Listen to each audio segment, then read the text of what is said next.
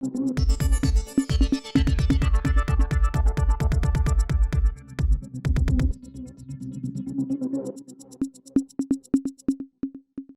இது news focus Tamil.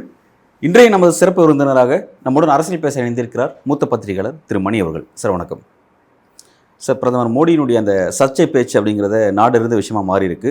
அந்த பேச்சு பற்றி அரசியல் விமர்சகர்கள், பத்திரிகையாளர்கள் கருத்து தெரிவிக்கும் போது பயத்தின் வெளிப்பாடாக அவர் அப்படி பேசுகிறாரு, அவருக்கு தோல்வி பயம் வந்துருச்சு அப்படின்னு குறிப்பிட்றாங்க. பட் அவர் குறிப்பிட்றாரு, என்னோட 90 நிமிஷம் அந்த உரையை பார்த்து இந்திய கூட்டணியில் குறிப்பாக காங்கிரஸ் கடுமையாக பயத்தை எதிர்கொண்டிருக்கு, காங்கிரஸோடைய பயத்தை நான் புரிஞ்சிக்க முடியுது, இதை ஓவர் கம் பண்ணுறதுக்காக பல இடத்துல சம்மந்தமில்லாத விஷயங்கள்லாம் பேசிகிட்டு இருக்கான்னு சொல்லி மோடி குறிப்பிட்றாரு. எப்படி பார்க்குறீங்க? இல்லை, இது பயத்தின் வெளிப்பாடுன்னு ஒரு பக்கம் எடுத்துக்கலாம். ஆனால் முழுக்க முழுக்க பயம்னு மட்டும் சொல்ல முடியாது. இது நன்கு திட்டமிட்ட பேச்சு. மோடி தனிநபர் அல்ல, அவருக்கு பின்னால் ஒரு பெருங்கூட்டம் இருக்கிறது. ஆதிக்க வெறி கொண்ட, பெரும்பான்மை மத வெறி கொண்ட சிறுபான்மையின மக்களுக்கு எதிராக அனுதினமும் விஷத்தை கக்கக்கூடிய, உடலில் ஒவ்வொரு மயிர்காலிலும் பெரும்பான்மை மதவெறி, இந்துத்வா வெறியை ஏற்றி கொண்டிருக்கிற ஒரு பெருந்திரள் கூட்டம் மோடி பின்னால் வேலை செய்து கொண்டிருக்கிறது. டேட்டா சயின்டிஸ்ட்டு, சோஷியாலஜிஸ்ட்டுங்க, political scientist, doctors, lawyers, journalist, IAS, IPS ஆஃபீஸர்ஸ்னு ஒரு பெருங்கூட்டம் ஒரு பின்னால் வேலை செஞ்சுக்கிட்டு இருக்குது. இப்படி பேசுகிறதால தங்களுடைய வாக்கு வங்கியை, பிஜேபி தன்னுடைய வாக்கு வங்கியை தக்க வைத்து கொள்ளலாம். இது ஒன்றுதான் வழி. 10 ஆண்டு சாதனையோ அல்லது மேனிஃபெஸ்டோவில் சொல்லியிருக்கிற விஷயத்தையோ சொல்லி ஓட்டு கேட்டால் உங்களுக்கு ஓட்டு விழாது. மோடி ஃபிகரும் மோடி மேஜிக்கும் ரொம்ப நாள் வேலைக்கு ஆகாது. மோடி மஸ்தான் வேலை ரொம்ப நாள் பலிக்காது. அப்போ இருக்கவே இருக்குது கைவந்த கலை மதவெறியை தூண்டுறது, குறிப்பாக சிறுபான்மையின மக்களுக்கு எதிரான வன்மத்தை கக்குவது. ஆகவே நன்கு திட்டமிட்டு வரையறுக்கப்பட்ட, வடிவமைக்கப்பட்ட ஒரு செயல் திட்டத்தின் பின்புலத்தில் நின்று கொண்டு தான் நரேந்திர மோடி இந்த பேச்சை பன்சுராவில், ராஜஸ்தானில் பேசினார். வளங்களை இருக்கிறவங்ககிட்டேருந்து பிடுங்கி, நிலம், நகை, நட்டு, பொருள், பணம் எல்லாத்தையும் பிடுங்கி இல்லாதவங்களுக்கு, யார் அந்த இல்லாதவங்க, அதிகமாக குழந்தை பெற்றுக்கிறவங்க, ஊடுருவல்காரர்கள், அவர்களுக்கு கொடுத்து விடுவார்கள். எக்ஸ்ரே வச்சு கண்டுபிடிச்சிவோன்னு ராகுல் காந்தி பேசுகிறாரு, மேனிஃபெஸ்டோ சொல்லுதுன்னு ஒரு பச்சை பொய்யை, ஜம்மு காலத்தில் வடிகட்டின பொய்யை, டிஸ்ட்ரிபியூஷன் ஆஃப் வெல்த், அதை கொச்சைப்படுத்தி மோடி பேசியிருக்காரு. தெரியாமல் பேசலை.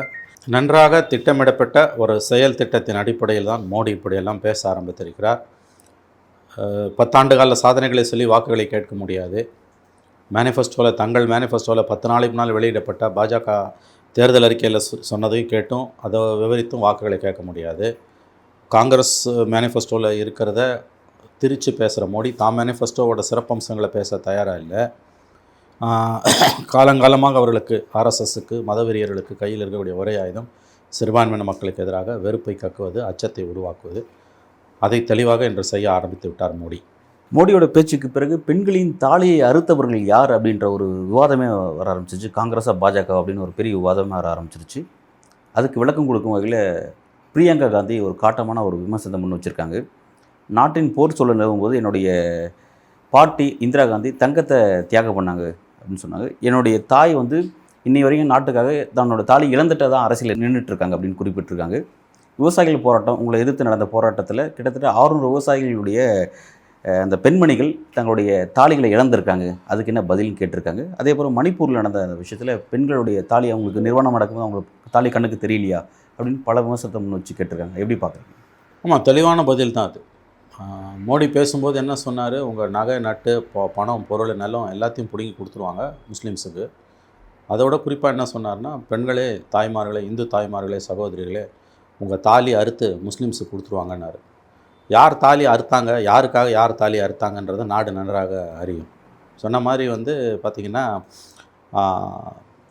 ராஜீவ்காந்தி இறந்தப்போ யார் தாலி அறுத்தான்றது எல்லாருக்கும் தெரியும். 700 விவசாயிகள் உயிரிழந்த போது தாலி இழந்தவர்கள் யார் என்பது மக்களுக்கு நன்றாக தெரியும். மணிப்பூரில் எந்த பெண்கள் நிர்வாணமாக நடத்தி செல்லப்பட்டார்களோ அதை கண்டும் காணாமல் இருந்து அதை வேடிக்கை பார்த்தவர்கள் யார் என்பதை நாடறியும். இன்று வரை மணிப்பூருக்கு போகாத பிரதமர் இதெல்லாம் பேசுகிறது எவ்வளவு அயோக்கியத்தனமான பேச்சு என்பதையும் நாடறியும். இந்தியா பூரா காலில் சக்கரம் கட்டிக்கிட்டு மூளை முடுக்கெல்லாம் தேர்தல் வெற்றிக்காக ஓடிக்கொண்டிருக்கிற நரேந்திர மோடி இன்றைக்கு வரைக்கும் மணிப்பூருக்கு போல. இந்திய பெண்கள் நிர்வாணமாக சாலைகளில் நடத்தி செல்லப்பட்ட அந்த கோர சம்பவத்திற்கு பிறகும் அந்த மாநிலத்திற்கு ஒரு முறை கூட பயணம் போகாதவர் நரேந்திர மோடி. வடகிழக்கு முழுவதிலும் தேர்தலில் நிற்காமலே உள்ளூர் கட்சிகளின் பின்னால் ஒளிந்து கொண்டிருக்கக்கூடியது பிஜேபி. ஆகவே தாலி அறுக்கிறத பற்றி இவங்க பேசுகிறாங்க அப்படின்னா வந்து யார் தாலியை யார் அறுத்தா, கடந்த 10 வருஷமாக தாலி அறுத்து இந்திய மக்களோட தாலி அறுத்துக்கிட்டு இருக்கிறது யார் அப்படின்றதெல்லாம் நாடு நன்றாக அறியும். ஒரு பொய்யை, அதாவது வந்து கடையனுக்கும் அதாவது சமுதாயத்தில் கீழ்நிலையில் இருக்கக்கூடிய ஒரு மனிதன் கடைஞ்செடுத்த அயோக்கியன் கூட பேச தயங்குகிற வார்த்தைகளை ரொம்ப சர்வசாதாரணமாக வந்து நரேந்திர மோடி பேசிட்டு போகிறார். பச்சை பொய்யை ஒரு எதிர்க்கட்சிக்கு மீது சுமத்துறார். அதுவும் பொய். அது தாலி அறுத்து இந்து பெண்களின் தாலி அறுத்து முஸ்லீம்ஸுக்கு கொடுத்துருவாங்க அப்படி. அதாவது வந்து இந்துக்களை காப்பதற்காகவே அவதாரம் எடுத்த ஆர்எஸ்எஸ் இவ்வளவு அட்டுழியத்துக்கு பிறகு ஏன் நவத்வாரங்களையும் மூடிக்கொண்டு அமைதியாக இருக்கிறது? வெட்கமாக இல்லையா அந்த ஆர்எஸ்எஸ்க்கு? இவ்வளவு கேடுகட்ட பேசக்கூடிய நரேந்திர மோடியை கண்டிக்க துப்புகட்ட ஆர்எஸ்எஸ் அடுத்த ஆண்டு 100ஆண்டு விழாவை கொண்டாடி இருக்கிறது.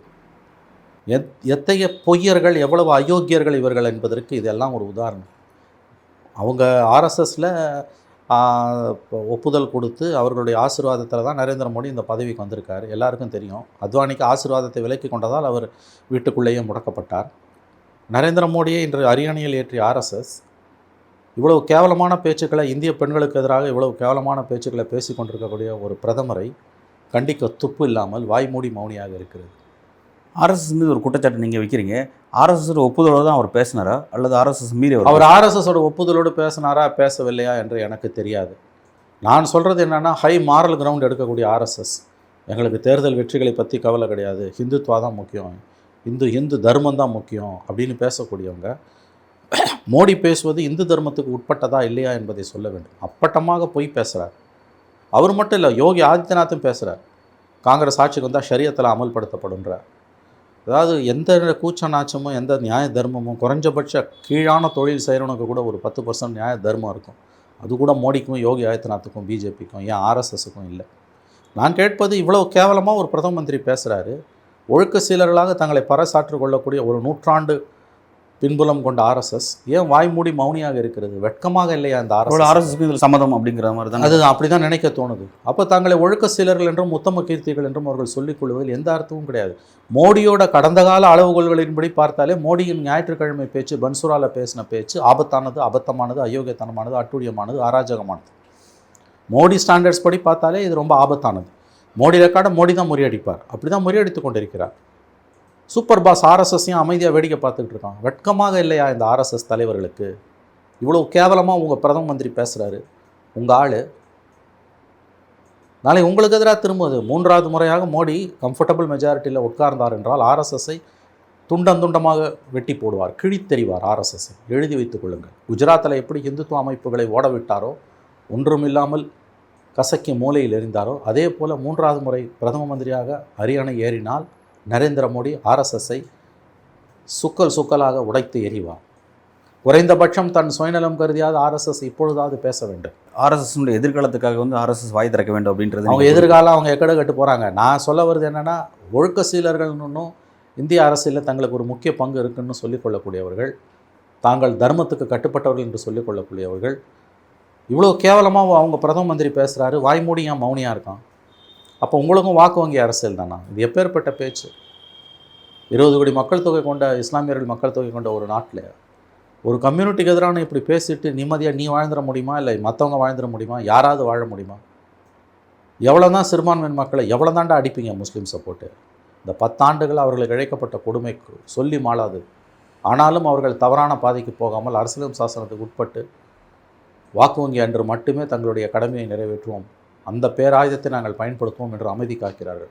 பாஜக தரப்பினர் வந்து இந்த 10 ஆண்டுகள் இஸ்லாமிற்கு எதிரான பாஜகவில் என்ன கொடுமை நடந்துச்சு அப்படின்னு கேள்வி கேட்குங்க. தமிழ் ரயட்ஸை வச்சு இவங்க பார்க்குறாங்க. என்ன நீங்கள் வந்து, அதாவது நாங்கள் உஜ்வாலா ஸ்கீமு, இந்த 5 கிலோ அரிசி இதிலெல்லாம் பாரபட்சம் காட்டலன்ற அது கிடையாது அளவுகோல். எம்பவர்மெண்ட் என்ன? பொலிட்டிக்கல் எம்பவர்மெண்ட் என்ன? இன்றைக்கி முப்படைகளின் தளபதியாக ஒரு இஸ்லாமியன் வர முடியுமா? உயர்கல்வி நிறுவனங்களில் வைஸ் சான்சலராக ஒரு முஸ்லீமை காட்ட முடியுமா? பிஜேபியோட எம்பிஸில் கிட்டத்தட்ட லோக்சபா ராஜ்யசபாவில் சேர்த்து 500 எம்பிஸ் இருப்பாங்க. ஒரே ஒரு முஸ்லீம் எம்பி உண்டா? மத்திய அமைச்சரவையில் ஒரு முஸ்லீமுக்கு இடம் கிடையாது. உயர் பதவிகள் முழுவதிலும் முஸ்லீம்கள் ஓட விரட்டப்படுகிறார்கள். அது அருகில் கூட வர விடாமல். அளவுகோல் வந்து உஜ்வாலா ஸ்கீமில் கேஸு கொடுக்குறதோ, பொது விநியோக திட்டத்தில் 5 கிலோ அரிசி கொடுக்குறதோ கிடையாது. சோற்றால் அடித்த பிண்டங்கள் அல்ல அவர்கள். அவங்களோட பொலிட்டிக்கல் ரெப்ரசன்டேஷன் என்ன? பச்சையாக ஒரு பிரதம மந்திரி எஸ்சி எஸ்டி கோட்டாவை திருடி முஸ்லீம்ஸ்க்கு கொடுக்குறாங்க. அப்பீஸ்மெண்ட் பாலிடிக்ஸ்னார புத்தியோட பேசுகிற பேச்சாது. அப்பீஸ்மெண்ட்னா மெஜாரிட்டியாக தான் அப்பீஸ் பண்ணணும், மைனாரிட்டி அப்பீஸ் பண்ணி அவனுக்கு என்ன வரப்போகுது? பிரச்சனையே காங்கிரஸ் முஸ்லீம்ஸுக்கும் எதுவும் செய்யலைன்றதான. ராஜேந்திர சச்சார் கமிட்டி ரிப்போர்ட் எப்போ வருது? 2006-07. அதுக்கு முன்னால் 55 ஆண்டுகள் நாட்டை ஆண்ட காங்கிரஸ் ஒரு டேஷை கூட முஸ்லீம்ஸ்க்கு கிள்ளி போடலன்றது தான் இன்றைய யதார்த்தம். என்ன பண்ணிடுச்சு முஸ்லீம்ஸுக்கு காங்கிரஸ்? அப்பீஸ்மெண்ட்டுன்றதே தப்பான வார்த்தை. கலவரங்கள் இல்லாமல் பார்த்து கொண்டது, பெரும்பான்மை மதவெறி இல்லாமல் பார்த்து கொண்டது. அப்படியும் கலவரம் காங்கிரஸ் கவர்மெண்ட்டில் நடந்தது. அது தன்னெழுச்சியாக நடந்த கலவரமே அல்லாமல் சித்தாந்த ரீதியாக தொடுக்கப்பட்ட போர் அல்ல. பிஜேபியும் மோடியும் செய்து கொண்டிருப்பது முஸ்லீம்ஸ் மீது சித்தாந்த ரீதியாக தொடுத்திருக்கிற போர். 10 ஆண்டுகளில் நாங்கள் என்ன முஸ்லீம்ஸ்க்கு கேடு விளைவிச்சிட்டோன்னு தமிழிசை சவுந்தரராஜன் கேட்குறாங்க. மேம்போக்காக பார்த்தா அது நியாயமான கேள்வியாக இருக்கும். ஆனால் கொஞ்சம் டீப்பாக பார்த்தீங்கன்னா தமிழிசை ரொம்ப தப்பாக விஷமத்தனமாக விஷயத்தை திசை திருப்புகிறார்ன்றது தெரியும். அளவுகோல் அவனுக்கு அவனுக்கு அரிசி கொடுத்தீங்க, அவனுக்கு உஜ்வலா ஸ்கீமில் இது கொடுத்தீங்கன்றதெல்லாம் கிடையாது, கேஸ் கொடுத்தீங்கன்றதும் கிடையாது. பொலிட்டிக்கல் எம்பவர்மெண்ட் என்ன? கல்வியில் அவங்களுக்கு நீங்கள் கொடுத்ததுன்னு அவங்க ஸ்காலர்ஷிப்பெல்லாம் ஒழிச்சிருக்கான். சிறுபான்மை மக்களுக்கு இருந்த ஸ்காலர்ஷிப்ஸ் எல்லாத்தையும் ஒழிச்சிட்டானுங்க. கட்டமைப்பு ரீதியாக சிறுபான்மையினர் குறிப்பாக முஸ்லீம்களுக்கு எதிராக பெரும் போரை தொடுத்திருக்கிறது மோடி அரசு கடந்த 10 ஆண்டுகளில். கலவரம் இல்லைன்றதை வச்சு எடை போடாதீங்க, அளவுகோல் அதல்ல. பெரும் போரை தொடுத்திருக்கிறது. எல்லா மட்டங்களிலும் முஸ்லீம்கள் என்று ஓரம் கட்டப்படுகிறார்கள். 2ஆம் தர குடிமக்களாகத்தான் முஸ்லீம்கள் மாற்றப்பட்டிருக்கிறார்கள் இந்தியாவில். ஆகவே நரேந்திர மோடி மீண்டும் ஒரு முறை வெற்றி பெற்று ஆட்சி அமைத்தால் இந்தியா சுடுகாடாக மாறும், எழுதி வைத்துக் கொள்ளுங்கள். சரி, இப்போ அவர் இந்த மாதிரியான ஒரு வெளிப்படையாக ஒரு வெறுப்பு பிரச்சாரத்தை பேசுகிறாரு அப்படின்னா அது அவருடைய அஜெண்டாவை மக்கள்கிட்ட கொண்டு போகிறாரா, அல்லது மக்களே அதை எதிர்பார்த்துட்டு இருக்காங்களா? எதிர்பார்க்குறத அவர் பேசுகிறாரா? எப்படி அதை பார்க்குறது? நல்ல கேள்வி. கோழி எதில் வந்துதான் முட்டை முதல்ல வந்தான்ற கேள்வி. நாம் அடிக்கடி பேசுகிறது Modi is the symptom not the disease. இது எல்லாத்துக்கும் ஒரு வரவேற்பு இருக்குமான்னு கேட்டிங்கன்னா, மோடி இன்றைக்கி கடந்த 5 நாளாக மோடி என்ன பேசுகிறாரு? இஸ்லாமியர்களுக்கு எதிராக வெறுப்பு பிரச்சாரத்தை கட்டவிழ்த்து விட்டுருக்கிறார் நரேந்திர மோடி. 2014, 2019 கூட அவர் இப்படி பேசலை. சமீபத்தில் நடந்த மாநிலங்கள் தேர்தலில், சட்டமன்ற தேர்தல்கள் எதுலேயும் கூட அவர் இப்படி பேசலை. ஆனால் இப்போ பேசுகிறார். ஏன் பேசுகிறாரு? 2 விஷயம். ஒன்று, அவர்கள் நினைத்த மாதிரி ரிசல்ட் இருக்காதுன்றது அவங்களுக்கு ஒரு அச்சம் வந்திருக்குது. 2வது, இதை பேசுறது மூலமாக வாக்குகள் கூடும் என்று அவர்கள் நம்புகிறார்கள். உண்மையிலே நம்புகிறாங்க. அதனால தான் அவங்க இதை பேசுகிறாங்க. அதனால் இப்படிலாம் பேசுகிறதால மோடிக்கு வாக்குகள் கூடுவதற்கு வாய்ப்பு இருக்கா, பிஜேபி வெற்றி பெற வாய்ப்பு இருக்கான்னு நீங்கள் கேட்குறீங்க. என் கேள்வி கரெக்டாக? வாய்ப்பு இருக்கிறது என்று நாம் நம்புவதற்கு நிரம்ப ஆதாரங்கள் இருக்கின்றன. இப்படி தான் நான் சொல்ல முடியும். மோடி இப்படி பேசுகிறது வாக்குகளாக மாறாது என்று உறுதியாக சொல்ல முடியாது. இப்படி புரிஞ்சுக்கணும் நீங்கள். ஓகே, அது வாக்குகளாக மாறுவதற்கான வாய்ப்புகள் இருக்கிறதா? ஆனால் ஒரு வகையில் சர்டன் எக்ஸ்டென்ட் எஸ், அவருக்கு பேக் ஃபேரை திரும்பாது. அது திஸ் டிபெண்ட்ஸ். அதாவது இதை எப்படி எதிர்க்கட்சிகள் மக்கள் மன்றத்தில் கொண்டு போகிறாங்க. அதனால தான் நான் என்னுடைய வார்த்தைகளை மிகுந்த எச்சரிக்கையுடன் பயன்படுத்துகிறேன்.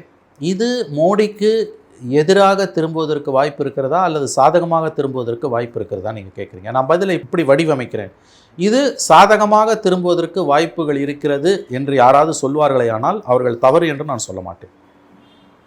தான் இன்றைக்கி இருக்க நிலைமை.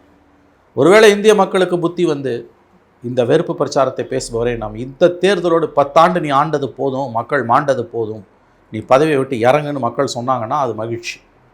10 வருஷம் ஆண்ட பிறகு யாராக இருந்தாலும் மாற்றணும். அமெரிக்கன் சிஸ்டம் தாங்க பெஸ்ட்டு சிஸ்டம். 2 டேர்முக்கு மேலே அவன் எவ்வளோ பெரிய கொம்பனாக இருந்தாலும் அமெரிக்க ஜனாதிபதியாக இருக்க முடியாது. செனட்டராக இருக்கலாம், சிண்டிகேட்டராக இருக்கலாம், அமெரிக்கன் ரிப்பப்ளிகன் இப்போ சிண்டிகேட்டர் எம்பியாக இருக்கலாம், அமெரிக்கன் எம்பியாக இருக்கலாம் அவன். ஆனால் அவனால் கண்டிப்பாக ஒரு தடவை அதிபர் ஆகிட்டார்னா 2 தடவை மேலே யாருமே நிற்கக்கூடிய அந்த சிஸ்டம் வரணும் இந்தியாவில். அது அரசியல் சட்டத்தை திருத்தம் செய்யணும், நிச்சயமாக செய்யணும். எவ்வளோ, ஏன்னா சர்வாதிகாரிகள் உருவாகாமல் அதுதான் தடுக்கும். 2 டேர்முக்கு மேலே எவனுக்கும் எவளுக்கும் பிரதம மந்திரி, துணை பிரதம மந்திரி, ஜனாதிபதி, துணை ஜனாதிபதி டேர்ம் கொடுக்கவே கூடாது. எவ்வளோ பெரிய கொம்பனான் இருந்தினாலும் சர்வாதிகாரம் வளராமல், சர்வாதிகாரிகள் உருவாகாமல் தடுப்பதற்கு அது மிகச்சிறந்தது ஒரு வழி. 2 டேர்ம்ஸ்க்கு மேலே யாருக்கும் கிடையாது. அப்படி இருந்ததுன்னா நீங்கள் நிம்மதியாக பெருமூச்சு விட்ருப்போம்ல. Right sir. இப்போ எலெக்ஷன் 7 கட்டமாக அவர் நடத்துறது அப்படிங்கிறது அவருடைய திட்டமிட்ட ஒரு ஷெடியூல் அப்படின்னு தான் நம்ம பார்க்குறோம். அவருக்கு பிரச்சாரத்துக்கு ஏற்ற மாதிரி சில விஷயம் வடிவமைச்சு வச்சுருக்காரு. அப்படின்னும்போது முதல் கட்டம், 2ஆம் கட்டம்லாம் இந்த தென் மாநிலங்களாம் முடிச்சுட்டு அடுத்து 3 நாட்கள்லாம் வரும்போது வட மாநிலங்கள் அதிகமாக எலெக்ஷன் நடக்க போகுது அப்படிங்கிறது புரியுது. இப்போ அங்கெல்லாம் அவர் தீவிரமான அவங்களுடைய ஐடியாலஜி பாலிடிக்ஸை அங்கே வந்து இறக்கிறதுக்கு இருக்காங்க அப்படிங்கிறது ஏற்கனவே ப்ரிடிக்ட் பண்ண விஷயங்கள் தான். Yes. இப்போ அதுபடி தான் நடக்குது அப்படிங்கிறத நம்ம Yes. இந்த பிரச்சாரம்லாம் உறுதிப்படுத்துது. அப்படி இருக்கும்போது இதெல்லாம் முன்கூட்டி திட்டமிடப்பட்டது அப்படிங்கிறதுனால எதிர்க்கட்சிகள் அதுக்கெல்லாம் தயாராகிட்டாங்களா? என்ன வந்து இருக்குது, கிரவுண்டில் எப்படி இருக்குது? தயாராகிட்டாங்கன்னா அவங்க என்னத்தை அது அவங்க அவங்க என்ன செய்ய முடியுமோ அதை செய்கிறாங்க. அவங்க தெரியுது இதுதான் இந்த ஷெட்யூலே அயோக்கியத்தனமான ஷெட்யூல். 4 ஃபேஸில் முடிக்க வேண்டியது 7 ஃபேஸ் எடுத்து மோடி வசதிக்காக 7 தொகுதி 8 தொகுதியிலெல்லாம் தேர்தலை நடத்துகிறான். இதையும் மீறி தான் ஜனநாயகம் ஜெயிக்கணும். அதை ஞாபகம் வச்சுக்கோங்க. ஜனநாயகத்திற்கான ஆபத்து எல்லா காலகட்டங்களிலும் தான் இருந்திருக்கிறது. மக்கள் ஒன்ஸ் முடிவு பண்ணிட்டாங்கன்னா யாராலையும் அதை மாற்ற முடியாது. எதிர்க்கட்சிகள் தயாராக இருக்காங்களான்னா அதுதானே பிரச்சனையே. இன்றைக்கி ஒரு காமன் மேனிஃபெஸ்டோவை இந்தியா அலையன்ஸால் ஏன் வெளியிட முடியல? நீங்கள் ஜாதிவாரி கணக்கெடுப்பு இதெல்லாம் பேசும்போது மமதா கோவம் வருது. பல விஷயங்களில் இந்தியா அலையன்ஸ்குள்ளே எதிரும் புதிருமாக தான் இருக்காங்க. ஆகவே இந்த விஷயத்தை பொறுத்தவரையிலும் எதிர்க்கட்சிகள் களத்தில் தயாராக இருக்கிறார்களான்னா இருக்கிறார்கள். ஆனால் முழு அளவில் தயாராக இருக்கிறார்களா என்பது ஜனவரி 4ஆம் தேதி தான் தெரிய வரும். மக்கள் என்றுமே புத்திசாலிகள். எதிர்க்கட்சிகள் வந்து வலுவுடன் இல்லைன்னா கூட ஆட்சி மாற்றம் வேண்டும்னு மக்கள் முடிவு பண்ணிட்டாங்கன்னா கண்டிப்பாக ஓட்டு போட தான், ஆட்சி மாற்றத்துக்காகத்தான் ஓட்டு போடுவாங்க. 10 வருஷம் ஆட்சியில் இருந்துட்டு 3வது தடவையாக ஒரு தலைவருக்கு நீங்கள் மறுபடியும் வாய்ப்பு கொடுக்குறீங்கன்னா மக்களே போல்வர் கயவர். மக்கள் வந்து திருந்தலைன்னு அர்த்தம். அவ்வளோதான் விரும்புகிறாங்க. ஏன்னா எதிர்க்கட்சிகள் அந்த அளவுக்கு நம்பிக்கையை பெறலைன்றதான் அதோட முக்கியமான அம்சம். மக்களை நான் குறை சொல்லலை, மக்களை நான் கண்டிப்பாக குறை சொல்லலை. மக்களுக்கு எல்லாம் தெரியும். அமைதியாக ஒரு புரட்சியை பண்ணிட்டு போயிட்டே இருப்பாங்க. நம்மளை மாதிரி பேசிகிட்டு இருக்க மாட்டாங்க. இந்த முறை என்ன நடக்கும்னு நமக்கு தெரியல. பட் சில விஷயங்கள் இப்போதைக்கு வந்திருக்கிறது வந்து ஃபர்ஸ்ட் கட்டம் 102 தொகுதிகள் எலெக்ஷன் முடிஞ்சிருக்கு. அதோட ரிசல்ட் என்ன சொல்லுதுன்னா, வாக்குப்பதிவு குறைவாக நடந்ததுனால, குறிப்பாக வந்து வெஸ்ட் பெங்கால், பீகார், உத்தரப்பிரதேசம் அங்கெல்லாம் வாக்குப்பதிவு குறைஞ்சதுனால அது பாஜக எதிராக முடிகிறதுக்கான வாய்ப்பு இருக்கிறதுனால இப்போ பாஜக வந்து நடுத்தர மக்களையும் ஏழை மக்களையும் அதாவது உயர்தர மக்களையும் அதிகமாக வாக்களிக்கிறதுக்கான சில வியூகத்தை வகுக்கிறதா சொல்லப்படுது. எப்படி இதெல்லாம் வந்து ஸ்பெக்குலேஷனுங்க. குறைஞ்ச வாக்கு விழுந்ததால் பிஜேபிக்கு எதிராக போகணும்லாம் சொல்ல முடியாது. அந்த கணிப்பே தப்பு. முதல்ல அது எப்படி போகுதுன்றது 4ஆம் தேதி போட்டியை திறந்தால் தான் நமக்கு தெரிய வரும். போது அதிகப்படியாக வாக்காளர்களை ஈர்ப்பதற்கு எலெக்ஷன் கமிஷன் முயற்சி பண்ணுதுன்றாங்க. அதெல்லாம் இயல்பாக வரணும். தானாக கணிய வேண்டிய கனியை தடிகொண்டு அடித்து கனிய வைக்க முடியாது. மக்கள் வாக்களிக்க வர மறுக்கிறாங்கன்னா அரசியல்வாதிகள் மீது மக்களுக்கு இருக்க நம்பிக்கை செதறிக்கிட்டு இருக்குன்னு அர்த்தம். இந்த அரசியல்வாதிகள் பண்ணுற அட்டூழியத்துக்கு, இந்த அரசியல்வாதிகள் செய்கிற பஞ்சமா பாதகத்துக்கு, இந்த அரசியல்வாதிகளுடைய அராஜகத்துக்கு இவ்வளோ தூரம் ஜனங்க ஓட்டு போடுறதே அதிகம். எல்லாம் திருடன். எந்த திருடனை நான் தேர்ந்தெடுக்கிறது சொல்லுங்கள்? This a fact. எல்லாம் திருடன். சின்ன திருடனா பெரிய திருடனா? ஒருத்தன் ஒரு ஓட்டுக்கு 500 ரூபாய் கொடுக்குறான், ஒருத்தன் 1000 ரூபாய் கொடுக்குறான், ஒருத்தன் 2000 ரூபாய் கொடுக்குறான். 5 வருஷம் ஜனங்களை மோடி பாஷையில் சொன்னால் தாலி அறுக்கிறானுங்க. எல்லாரும் சுரண்டி எடுக்கிறாங்க. 5 வருஷம் பொறுத்து ஓட்டு கேட்டு வரானுங்க எல்லாரும். இந்த அரசியல்வாதிகள் நடந்து கொள்ளுகிற லட்சணத்துக்கு, இந்த அரசியல் கட்சிகளின் செயல்பாடுகளை நன்கு பார்த்தவர்களுக்கு அல்லது ஓரளவு பார்த்தவர்களுக்கு இந்த அளவுக்கு ஜனங்க வந்து ஓட்டு போடுறதே பெரிய விஷயம். இவனுங்க நடந்துக்கிற லட்சணத்துக்கு நான் சொல்கிறேன். எல்லாம் திருடன். எந்த திருடனை நான் தேர்ந்தெடுக்கிறது? சிஸ்டம் கிராக் ஆகிட்டு இருக்கு. குறிப்பாக இளைஞர்கள் இந்த அமைப்பின் மீது நம்பிக்கை இழந்து கொண்டிருக்கிறார்கள். ஒரு முக்கியமான ஸ்டாட்டிஸ்டிக்ஸ் 2014 ஆட்சி மாற்றத்துக்கு முக்கிய காரணம் அன்றைய இளைஞர்கள் ஃபஸ்ட் டைம் ஓட்டர்ஸ் பெருந்திரளாக வந்து வாக்களித்தார்கள். ஏன்னா ஊழல் தலைவிரிச்சு ஆடிச்சு மன்மோகன் சிங் கவர்மெண்ட்டில். நாங்கள் வந்து கண்டிப்பாக ஊழல் தான் எங்களுக்கு பெரிய பிரச்சனை, ஆட்சி மாற்றம் வேணும், மோடி வந்து மாற்றத்தின் தூதுவனாக இருக்கிறாருன்னு சொல்லி இளைஞர்கள் பெரிய அளவில் வாக்களித்தாங்க. வாக்களித்த பல்வேறு வயதினரில் மோடிக்கு ஆதரவாக வாக்களித்தவர்களில் 70% இளைஞர்கள். இது வந்து 18லேருந்து 25 வயசுக்குள்ளே இருக்கக்கூடிய. இது 2014. 19 அந்த நம்பிக்கை பாதிக்கு மேலே சதுருது. மோடி வந்து சர்வாதிகார உருவெடுத்து விட்டார். ஆனாலும் இன்னொரு வாய்ப்பு அவருக்கு கொடுக்கலாம்னு இளைஞர்கள் ஓரளவு வாக்களித்தார்கள். இப்போ என்ன நிலைமைன்னா, மிகப்பெரிய அளவில் இளைஞர்கள் சிஸ்டத்தின் மீது நம்பிக்கை இழந்திருக்கிறார்கள். எலெக்ஷன் கமிஷனரு தேர்தல் தேதி அறிவிக்கிற அன்றைக்கி சொன்ன ஒரு ஸ்டாட்டிஸ்டிக்ஸ் 18லேருந்து 25 வயசு வரைக்கும் இருக்கக்கூடியவங்களில் ஓட்டர்ஸில் 38% தான் என்ரோல் பண்ணியிருக்காங்க. 72% என்ரோலே பண்ணல. 14க்கும் 24க்குமான வித்தியாசம் அதுதான். 14 இளைஞர்கள், இளம் பெண்கள் they played a big role இந்த ரெஜிம் சேஞ்ச், ஆட்சி மாற்றத்துக்கு அவர்கள் பெரிய அளவில் வாக்களித்தார்கள் 2014. 2024 பெரிய அளவில் இளைஞர்கள் வர மறுக்கிறார்கள். 14 மோடிக்கு சாதகமாக இருந்தது, இப்போ யாருக்கு சாதகமாக போகுதுன்னே தெரியல. ஏன் சிஸ்டத்தின் மீது இளைஞர்கள் நம்பிக்கை இழந்து கொண்டிருக்கிறார்கள். இதுதான் ஆபத்தானது. இப்போ நீங்கள் பார்த்தீங்கன்னா ஓட்டு போடாதவங்களில் கணிசமான பகுதியினர் இளைஞர்களாக இருக்காங்க. ஆனால் வயசானவங்க நீங்கள் பார்த்துருப்பீங்க, 60 வயசு 70 80 வயசில் கூட வந்து ஓட்டு போடணும்னு அந்த எந்தூசியாசம் இருக்குது அவங்களுக்கு. ஏன்னா அது நம்முடைய கடமை, ஜனநாயக கடமை. நம்மக்கிட்ட இருக்க ஒரே ஆயுதம் அதுதான். அவங்க அந்த தலைமுறை நம்புது. ஆனால் 14 இருந்த அந்த நம்பிக்கை இன்றைக்கி 10 வருஷத்தில் சதுரி இருக்குது. இதை எப்படி புரிஞ்சுப்பீங்க நீங்கள்? ஆகவே இந்த வாக்கு சதவீதம் குறையுதுன்னா, ஆமாம் அரசியல்வாதிகள் நடந்துக்கிற லட்சணத்துக்கு இப்போ தமிழ்நாட்டில் கிட்டத்தட்ட 70%, 69 பாயிண்ட் சம்திங், 70%. 70% குட் நம்பருங்க. 70% இஸ் குட் நம்பர். வாக்கு சதவீதம் குறைஞ்சிச்சுன்னு பேசுகிறதே அபத்தமானது. டெவலப்டு கண்ட்ரிஸ் எல்லாத்துலேயுமே பர்சன்டேஜ் வந்து 50 to 60% தான். 48% வந்து வட மாநிலங்கள் ரொம்ப மோசமாக ரிசல்ட் வந்திருக்கு. உத்தரப்பிரதேஷ், பீகார் ஆமாம். 50%. எப்படி இவங்களை எப்படி நம்புவான்? நான் சொல்கிறேன், எல்லாம் திருடங்க. எந்த திருடனை நம்புவான்? ஓப்பனாக பேசுவோம். நான் நேம் பண்ணல யாரையும். 10 அயோக்கியர்களை கொண்டு வந்து நிறுத்தி ஒரு அயோக்கியனை தேர்ந்தெடுனா, முள்ள மாதிரி முடிச்சவைக்கு ஊடு பூந்து தாலியாக இருக்கிறவன் சொல்லிக்கிட்டே போகலாம். சமூக விரோதிகளின் கூடாரமாகத்தான் இன்றைய அரசியல் மாறி இருக்கிறது. அவர் body politic is full of criminals, den of criminals. அது politics is a den of criminals. எந்த திருடன் நல்ல திருடன் தேர்ந்தெடுக்கணும்? தமிழ்நாட்டில் நமக்கு ஒரு சாய்ஸ் இருக்குது. ஏன்னா இவர்கள் ஊழல் பண்ணாலும் குடும்ப அரசியல் பண்ணாலும் இவர்கள் மதவெறி அரசியல் பண்ணவில்லை. அதனால் திமுக கூட்டணிக்கான சாதகமான சூழல் இங்கே நிலவுது. ஆனால் இந்தியாவில் அப்படி இல்லை. பெரும்பான்மை இந்துத்துவா பேசாட்டியும் சாஃப்ட் இந்துத்துவா பேசினா தான் காங்கிரஸாலேயே ஓட்டு கேட்க முடியுன்ற சூழல் நிலவுது. ஆகவே அரசியல்வாதிகள் செய்து கொண்டிருக்கக்கூடிய அட்டூழியங்கள், பஞ்சமா பாதகங்கள், அராஜகங்கள் இவற்றுக்கு மத்தியிலும் இதை மீறி இன்றைக்கி தமிழ்நாட்டிலலாம் 70% மக்கள் ஓட்டு போட வராங்க அப்படின்னா, அரசியல்வாதிகள் இந்த மக்களை கையெடுத்து கும்பிடணும். எல்லா கட்சிகளும், திமுக, அண்ணா திமுக, காங்கிரஸ், கம்யூனிஸ்ட், விசிக, மதிமுக, தெருப்பொழுதி, எல்லாரும் இந்த மக்களை, தமிழ்நாட்டு மக்களை கையெடுத்து கும்பிடணும். நீங்கள் நடந்துக்கிற லட்சணத்துக்கு உங்களுக்கு ஓட்டு போடுறதுக்கு இந்த வெயிலில் ஜனங்க வராங்கல்ல, அவங்க நேரம் ஒரு மணி நேரம், 2 மணி நேரம், 3 மணி நேரத்தை ஸ்பெண்ட் பண்ணிவிட்டு கையெடுத்து நீங்கள் கும்பிடணும். இது இப்படியே போய்டும் நினைக்காதீங்க. வரும் நாட்களில் வந்து இந்த ஓட்டிங் பர்சன்டேஜ் குறைஞ்சிக்கிட்டே தான் போகும். இவங்க என்னமோ குறைஞ்சிச்சுன்னு ரோமங்களை பிளக்கக்கூடிய விவாதங்களில் சமூக வலைதளங்களையும் தொலைக்காட்சியிலையும் நடத்துகிறாங்க. சிரிப்பாக வருது இதை பார்த்தா. சிஸ்டம் கிராக் ஆகிட்டு இருக்கு. இதை ஞாபகம் வச்சுக்கோங்க. கோடி கோடியாக செலவு பண்ணியிருக்கான் எல்லாரும் இந்த எலெக்ஷனில், தெரியல. ஒரு தொகுதியில் தமிழ்நாட்டில் 8000 ரூபாய் வரைக்கும் போயிருக்கு. ஒரு திமுக கேண்டிடேட் 3000, அண்ணா திமுக கேண்டிடேட் 3000, மற்ற 2 கட்சிகள் பாமக அண்டு நாம் தமிழர் அவங்க 1500, 500. நாம் தமிழர் வரைக்கும் கொடுத்துருக்கான். கட்சி நடத்த காசு இல்லாத 8000 ரூபாய் கொடுத்துருக்கான் ஒரு எலெக்ஷனில். சில தொகுதிகளெல்லாம் 2000 ரூபாய் வரைக்கும் போயிருக்கு. ரொம்ப சாதாரணமாக போயிருக்கு. தமிழ்நாடு ஒன்றுமே இல்லை. ஆந்திராவில் ஒரு ஓட்டுக்கு 20000 ரூபாயெலாம் போகுது. 4 ஓட்டு இருந்தால் 80000. ஏன்னா மைனிங்கில் அங்கே காசு அதிகம். கர்நாடகாவும் ஆந்திராவும் தமிழ்நாடை விட பல மடங்கு அதிகமாக இருக்குது. அப்போ உங்கள் தேர்தல் என்பது பணநாயகமாக மாறிவிட்டது. எத்தனை நாளைக்கு இதை ஓட்டுவீங்க? இந்த சிஸ்டம் எத்தனை நாளைக்கு தாங்கும்? அதை சொல்லுங்கன்ற.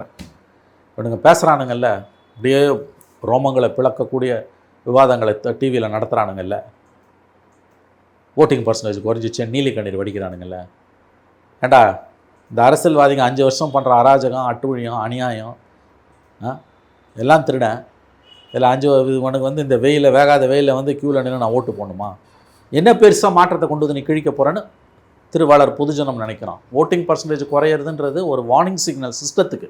தயவு செஞ்சு அப்படி புரிஞ்சுக்கோங்க.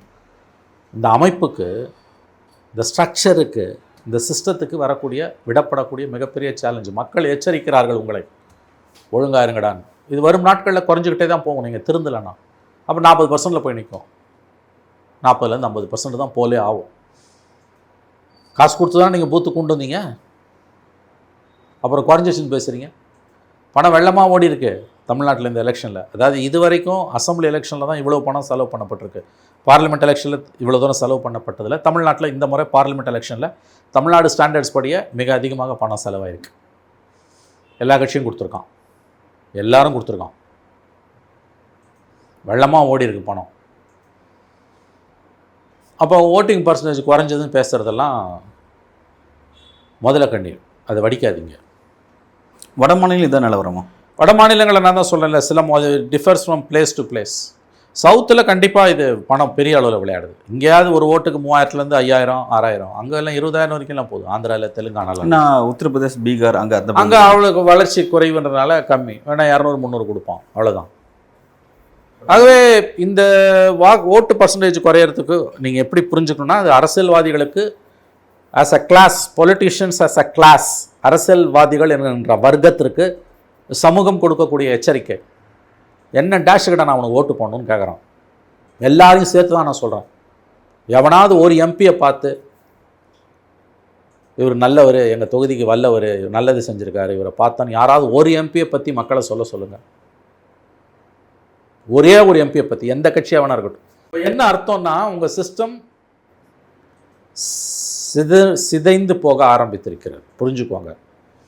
வெயில காரணம் காமிக்காதீங்க, எலெக்ஷன் கமிஷனை காரணம் காமிக்காதீங்க, இந்த அரசியல்வாதிகளோட லட்சணத்தை காரணம் காமிங்க. அது பழைய தலைமுறை, கடந்து போய் கொண்டு இருக்கக்கூடிய தலைமுறை 50+, 60+, 70+, 80+ வந்து ஓட்டு போட ஆர்வமாக இருக்காங்க. யங்ஸ்டர்ஸ் 18+ to 35 வரைக்கும் குறைஞ்சிருக்கு. அதுதான் ஸ்டாட்டிஸ்டிக்ஸ். கணிசமான அளவு 2014 மன்மோகன் சிங் ஆட்சியை வீட்டுக்கு அனுப்புவதற்கு மிகப்பெரிய அளவில் ரோல் ப்ளே பண்ணது young voters, first time voters between 18 to 25. இந்த முறை அது completely absent, or to a large extent absent. இது ஆபத்தான போக்கு, மிகவும் ஆபத்தான போக்கு. பல்வேறு கேள்விக்கு ரொம்ப ஆழமாக உங்களுக்கு கருத்தில் வழங்கியிருக்கீங்க. மிக்க நன்றி. நன்றி.